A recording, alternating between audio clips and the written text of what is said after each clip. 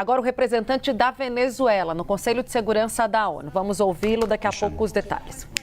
Institucional. Nós notamos com preocupação que foi feita uma tentativa de apresentar ao Conselho de Segurança um suposto representante da sociedade civil, uma pessoa cuja trajetória pública traz o financiamento de governos internacionais e corporações transnacionais. Esse tem sido o caso há anos, assim como a participação em processos de desestabilização política e a promoção da quebra institucional do país dela. O uso instrumental dessa pessoa para legitimar narrativas de confronto, justificar o uso da força ou minimizar as violações do direito internacional que não contribuem para os propósitos desse Conselho ou para o fortalecimento do multilateralismo. Ao contrário, ele acaba erodindo a credibilidade dos debates e distorce o mandato do Conselho de Segurança, que é a manutenção da paz e da segurança internacional.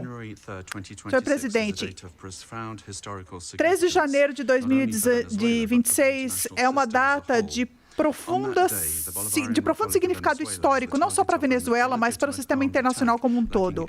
Nesse dia, a República Bolivariana da Venezuela foi alvo de um ataque armado ilegítimo que não tem qualquer justificativa, feito pelo governo dos Estados Unidos da América, que incluiu o bombardeio do nosso território, a perda de civis e de vidas civis e de estrutura militar e civil, a destruição de infraestrutura civil essencial e o sequestro do presidente da República, Nicolás Maduro Moro, e da primeira-dama Cília Flores.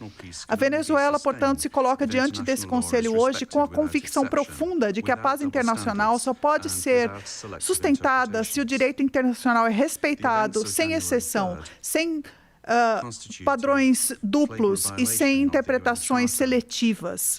Os eventos de 3 de janeiro constituem uma violação flagrante da Carta da ONU, perpetrada pelo governo dos Estados Unidos, em especial a violação do princípio de soberania dos Estados, da absoluta proibição do uso da ameaça ou do uso da força contra a integridade territorial ou a independência política de qualquer Estado, conforme está no artigo 2, parágrafo 4. A violação do dever de resolver disputas por meios pacíficos.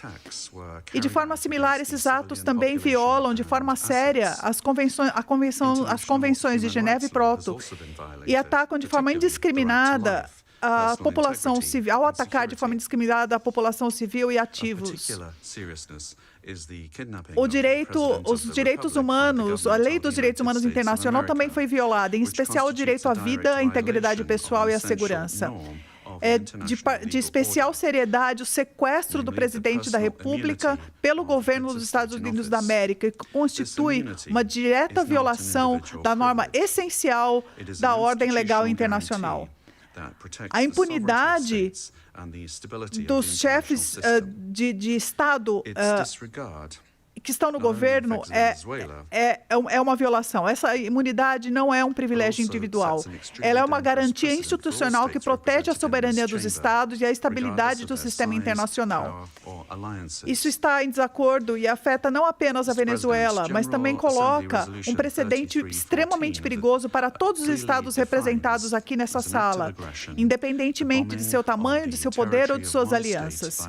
Senhor presidente, a resolução da Assembleia Geral número 33/14 define claramente que a agressão do território de um Estado por forças armadas de outro Estado, assim como a invasão ou ocupação, mesmo sem anexação formal, são contra isso. Os eventos aqui denunciados eles se encaixam perfeitamente nessa definição. Em 2004, a Corte Internacional de Justiça afirmou que a ocupação, quando um Estado exercita o controle efetivo, mesmo sem anexação ou presença contínua de tropas no local, vai contra a Resolução 242 do Conselho de Segurança. E essa, por sua vez, trata da aquisição de território por força, o que é inadmissível. Já a resolução número 2625 estabelece que o território de um Estado não deve ser sujeito à ocupação militar como resultado da força, em contravenção à Carta da ONU. Permitir tais atos sem uma resposta efetiva seria normalizar a substituição da lei pela força, e ao mesmo tempo erodir a base de todo o sistema de segurança coletiva. Hoje, não só a soberania da Venezuela está sob risco, a credibilidade do direito internacional, a autoridade dessa organização e a validade do princípio de que nenhum Estado pode ser um juiz e executor do mundo está sob risco. Senhor presidente, não podemos ignorar um elemento central dessa agressão americana. A Venezuela é vítima desses ataques por causa de seus recursos naturais. O petróleo de nosso país, nossa energia, os recursos estratégicos e geopolíticos causam essa posição. Historicamente, eles têm sido fatores de ambição e de pressão externa, forçados para trazer uma pressão sob controle, impor governos ou estados.